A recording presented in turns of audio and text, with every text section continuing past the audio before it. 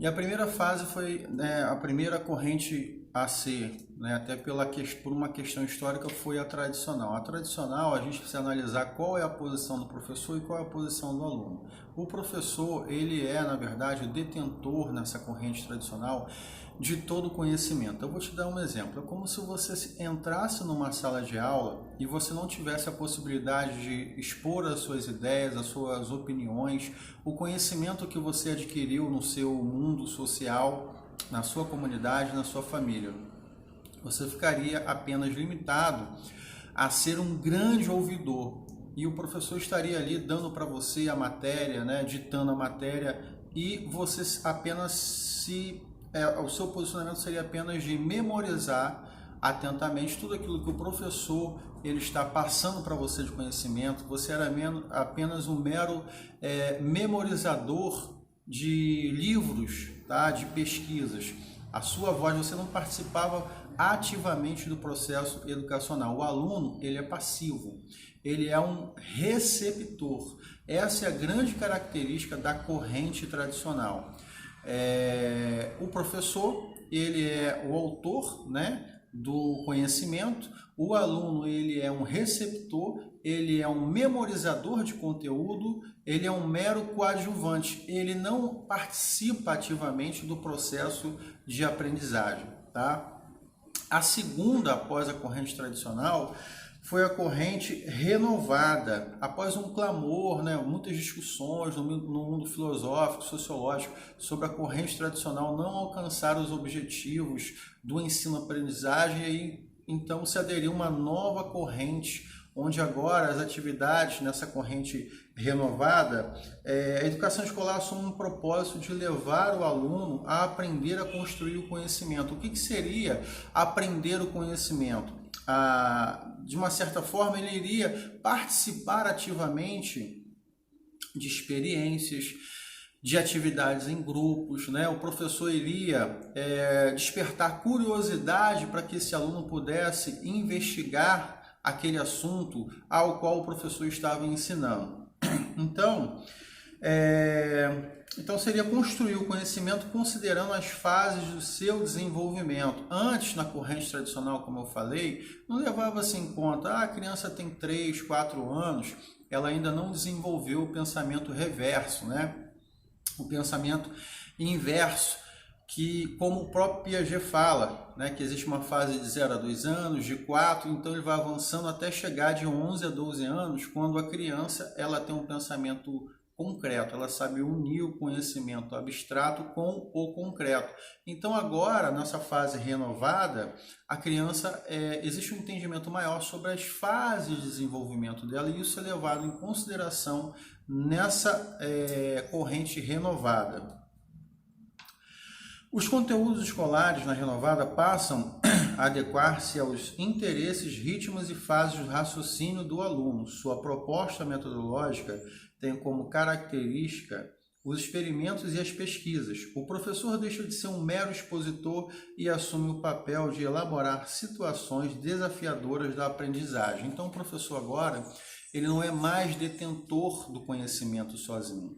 Ele cria uma série de atividades, ele não dá resposta, ele instiga que esse aluno ele seja curioso e busque, né, essa resposta. Ele vai encontrar a resposta, ele vai participar ativamente do processo da educação. Então é importante se falar, a renovada, o aluno participa ativamente e as fases de desenvolvimento são levadas em consideração, diferente da tradicional, onde a criança ela era apenas um memorizador de conteúdo, não levando em consideração se ela estava numa fase de desenvolvimento cognitivo que permitisse a ela, por exemplo, aprender quanto que é 3 vezes 3, quanto que é 4 vezes 3. Existem fases que as crianças estão aptas a aprender esse tipo de operação e outras que não estão.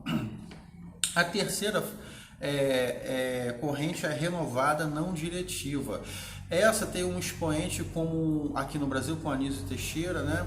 É uma corrente que visa motivar o aluno. Essa corrente está muito mais preocupada com as questões de afetividade, de motivar essa criança, tá? Ela não está muito preocupada em fazer o aluno absorver conteúdos, estudar livros e mais livros e fazer muitas pesquisas de uma forma exaurida. Ela se preocupa apenas, gente, com a parte da sensibilidade, o desenvolvimento das relações pessoais desse aluno, o desenvolvimento das relações interpessoal e também da parte psicológica desse aluno, porque entende-se que se o psicológico dessa criança ele está forte, ele está bem, essa criança poderá então ser uma criança feliz e ter uma boa interação no mundo social, com outras pessoas, construindo a sua cidadania. Então, a grande ênfase dessa renovada não diretiva é a questão emocional, a questão psicológica, tá bom, gente?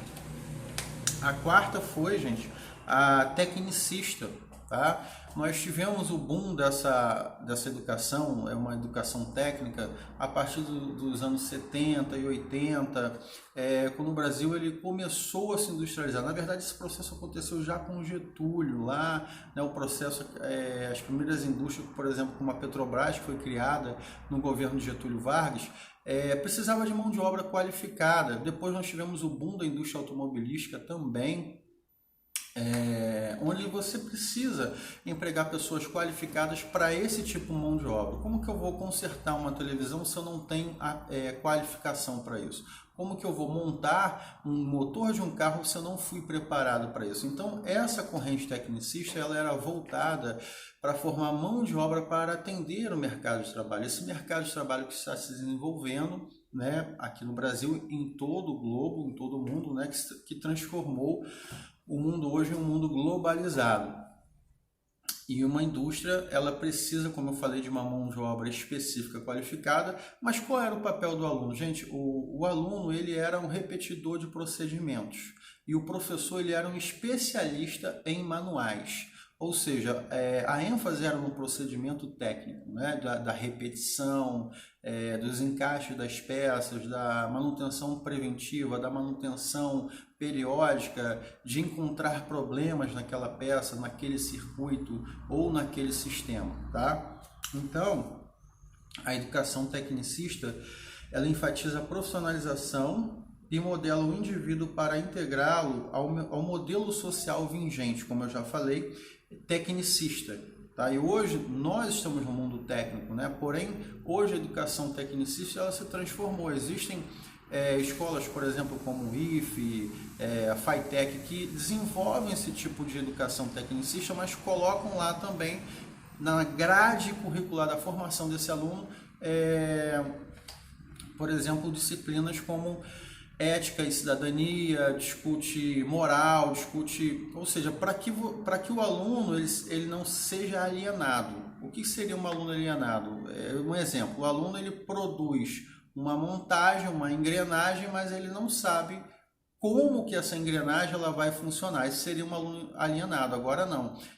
Todo o conhecimento é contextualizado. Tá? Esse carro é um carro que polui muito, é um carro que polui pouco, é um carro que ele degrada o meio ambiente, qual tipo de energia ele pode utilizar para ser mais eficiente e benéfico para a questão dos materiais, que tipo de material também é utilizado, né, para que não haja impacto no meio ambiente. Então tudo isso hoje no século XXI é discutido, tá bom? Então, continuemos. Os conteúdos ganham destaques, tá? Ganham destaque, são os objetivos e neutros. Objetivos e neutros, ou seja, olha, a peça é isso, isso, isso. Era assim um saber tecnicista. Olha, eu tenho essa bobina, eu tenho esse capacitor, você encaixa aqui e pronto, acabou.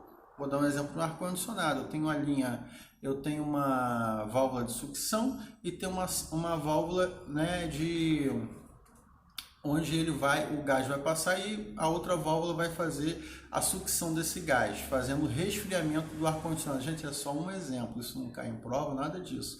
É só para vocês saberem. Então, ali não se discute o sexo dos anjos, apenas onde você coloca aquele componente que vai fazer aquela máquina funcionar, que o resultado final vai ser o quê? Deixar um ambiente climatizado, tá bom?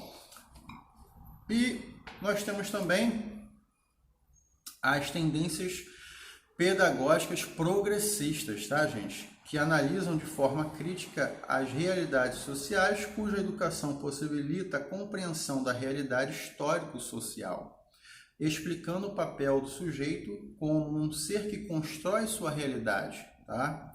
Ela assume um caráter pedagógico